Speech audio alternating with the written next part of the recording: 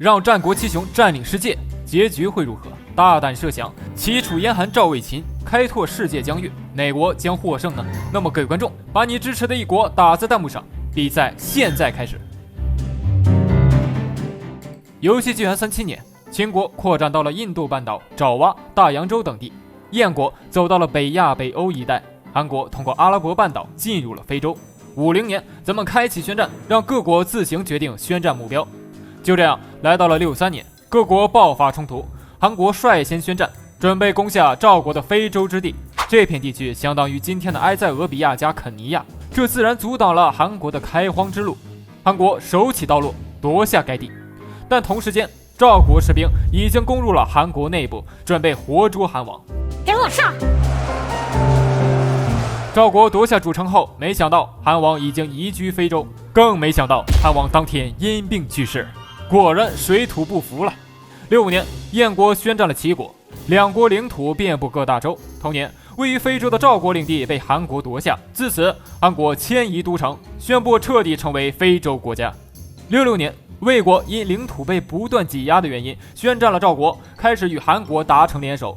逐渐求化的韩国人正准备莺歌燕舞，不料赵国军队从红海西部把韩国弄出了一个大窟窿，韩国宰相气得鼻子直冒烟。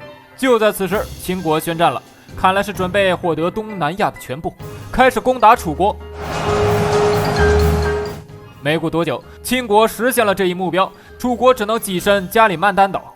同年，由于齐国攻占黄海一带，燕国正式迁都北欧，开始享受这里的自然风光。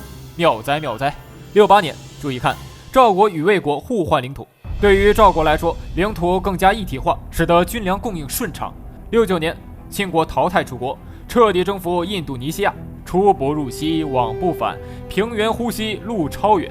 90年，赵国把握住了机会，进一步占领了魏国的亚鲁藏布江、长江一带，导致魏国更改路线，从北部向赵国攻打。这步棋过于顺利，不仅占领了主城，赵王也被魏国士兵拿下。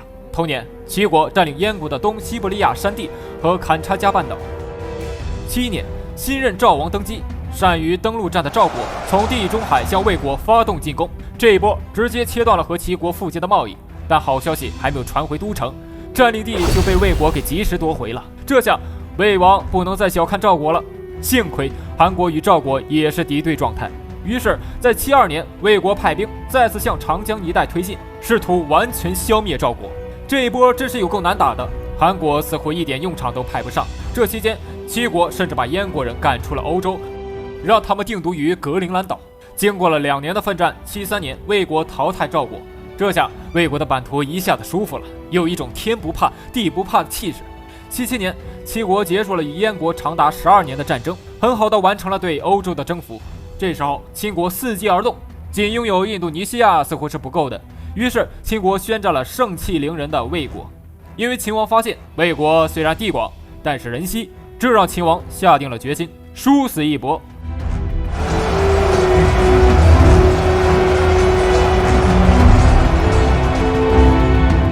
秦国士气高昂，魏国也不是吃素的，两方产生拉锯。直到82年，秦国终于夺下了魏国的东部，北至西伯利亚高原，这是整个战局关键的一步。随后，秦国采取同样的策略，快速调动兵力，再次啃食魏国的领土。直到81年，魏国获得一次反击的胜利后，韩国向其宣战。这一次，韩国士兵并没有像上次一样摸鱼，与秦国两头进攻，让敌人走无可走。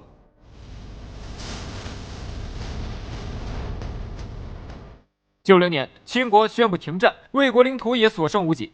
这两处算是秦王给韩国援助的答谢。此时，美洲开始偷摸的发展起来了。这片大陆目前仅有燕国和齐国占据。93年，齐国宣战韩国，看来齐王这是要完全占领非洲，然后与南美进行对接啊。这几年的发展让齐国兵强力壮，韩国在不到1年时间，领土退至阿拉伯半岛一带。96年，齐国淘汰韩国，除了马达加斯加岛被秦国占领外，整个非洲、欧洲都是自己的。咱们发展继续，到了99年，秦国再次宣战并淘汰魏国，但很显然，目前的版图位置有点尴尬。齐国假如此时宣战，情况会不容乐观。而齐王并没有如此打算，他们还准备开发南美呢。于是，燕国、齐国、秦国开始了征服美洲阶段。120年，看到齐国依然没有动静，秦国决定放手一搏，宣战燕国。话说燕国是第一个进入美洲的，这疆域竟然才发展这么点。燕王派使者联络齐国，救救我，救救我！齐王完全没有回应，燕国只能孤军奋战了。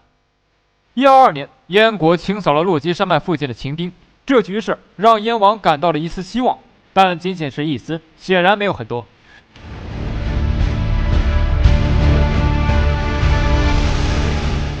129年，秦国淘汰燕国，获得了北美大部分地区。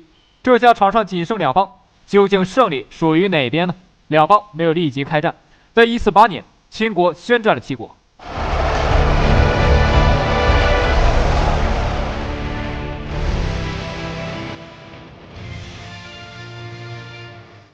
159年，秦国统治亚洲，齐国开始主攻北美地区。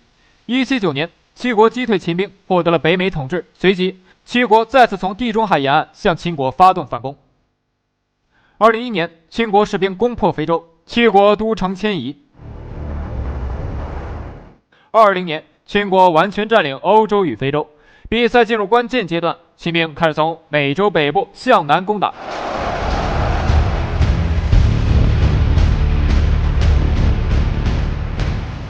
251年，齐国战败淘汰，因此恭喜秦国成功获得本期比赛的冠军。